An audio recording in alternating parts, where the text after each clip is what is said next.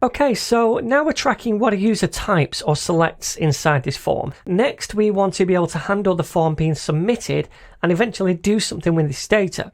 Now, when a button is pressed inside a form, it fires a submit event on the form itself. So we can listen for that submit event and react to it. Now, another option would be to attach a click event to the button itself and react to that instead, but I prefer to react to the submit event. So what I'm going to do is attach that by saying on submit and setting it equal to something. Now, the thing I want to set it equal to is going to be a function, which I'll create up here.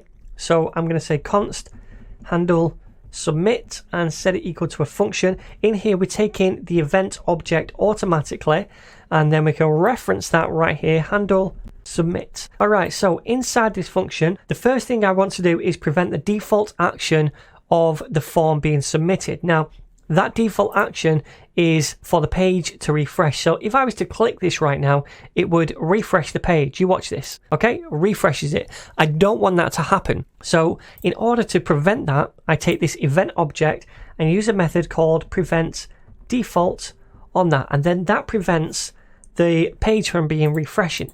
Let me try this out.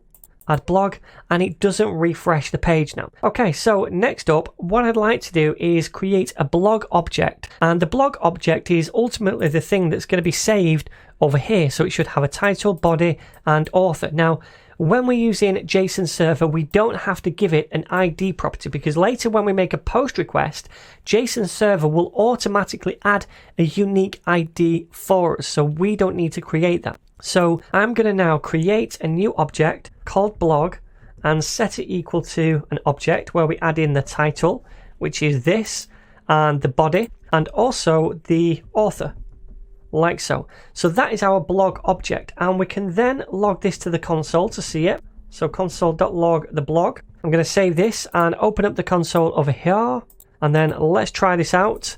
Put in a load of stuff, Yoshi, add blog, and this works. We now have this object right here. So now we're reacting to this submit event. We're preventing the default action, which is the page refreshing. Next up, we want to send a post request to a particular endpoint that JSON server provides us with, so we can add this new object to our data, and we'll do that next.